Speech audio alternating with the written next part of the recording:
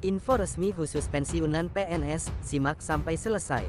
Taspen dan Menke akan fokus kepada pensiunan PNS, lalu Susi Pujiastuti buka suara perihal dana untuk pensiunan DPR serta menteri malah menjadi beban negara.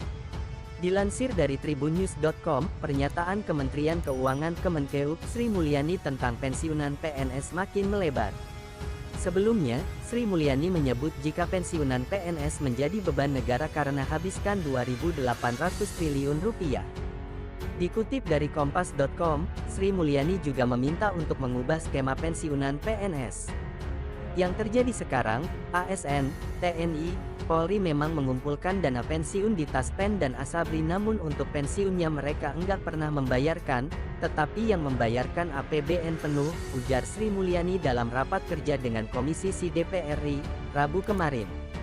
Direktur Jenderal Anggaran Kemenkeu Isa Rahmatawarta merinci, besaran dana yang sebesar 2.800 triliun rupiah itu terdiri dari pensiunan PNS pemerintah pusat sebesar 900 triliun rupiah dan pemerintah daerah 1.900 triliun rupiah. Diketahui, skema penghitungan pensiunan PNS masih pay as you go, yakni dari hasil iuran 4,75% dari gaji PNS yang dikumpulkan melalui PT Taspen dan ditambah dana dari APBN. Skema tersebut juga digunakan TNI dan Polri, namun dikelola PT Asabri. Setelah pernyataan tersebut, muncul perhatian bagaimana dengan pensiunan DPR. Pensiunan DPR justru diberikan seumur hidup. Hal ini disebut warganet hal yang lebih membebani negara. Padahal anggota DPR hanya menjabat selama 5 tahun, tidak seperti PNS. Sorotan warganet ini pun ditanggapi oleh mantan Menteri Kelautan dan Perikanan dari Kabinet Kerja tahun 2014 sampai tahun 2019, Susi Pujiastuti. Melalui akun Susi Pujiastuti, ia mengaku setuju tentang pernyataan DPR digaji seumur hidup. Susi Pujiastuti juga merasa menteri negara juga tak perlu diberikan pensiunan seumur hidup. Saya setuju seperti kami menteri juga tidak perlu diberi pensiun. Hal tersebut dicuitkan Susi untuk menanggapi artikel kompas.com, dibandingkan pensiunan PNS, pensiunan DPR lebih menjadi beban. Pasalnya pensiunan DPR digaji seumur hidup padahal hanya menjabat 5 tahun. Bagaimana aturan pensiunan anggota DPR dan menteri negara? Ketentuan gaji pensiunan DPR diatur dalam UU Nomor 12 Tahun 1980 tentang hak keuangan administratif pimpinan dan anggota lembaga tertinggi tinggi negara serta bekas pimpinan lembaga tertinggi tinggi negara dan bekas anggota lembaga tinggi negara. Dikutip dari bpk.go.id, menurut aturan tersebut, tepatnya di pasal 16, pensiunan akan diberikan seumur hidup atau hingga penerima pensiunan meninggal dunia. Pembayaran pensiunan sebagaimana dimaksud dalam pasal 15 dihentikan apabila penerima pensiun yang bersangkutan a. meninggal dunia, b. diangkat kembali menjadi pimpinan lembaga tertinggi tinggi negara atau anggota lembaga tinggi negara.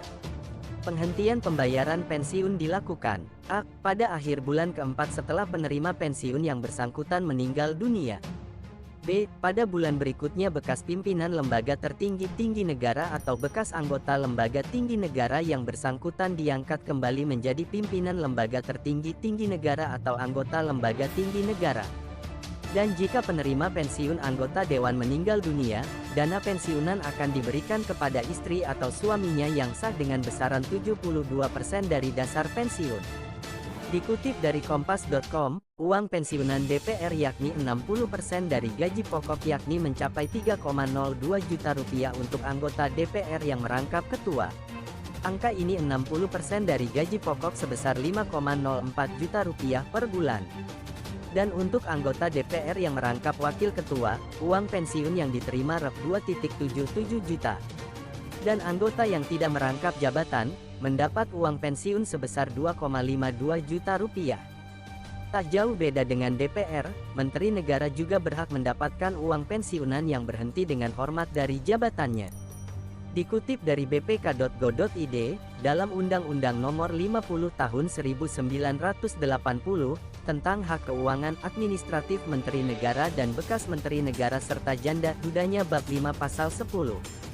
Dalam aturan tersebut disebutkan jika Menteri Negara yang berhenti dari jabatannya berhak mendapatkan pensiunan pokok sebulan 1% dari pensiun untuk tiap bulan dari masa jabatan. Dengan ketentuan bahwa besarnya pensiun pokok sekurang-kurangnya 6% dan sebanyak-banyaknya 75% dari dasar pensiun. Dana pensiun akan dihentikan jika Menteri Negara meninggal dunia atau diangkat menjadi pejabat negara eksekutif.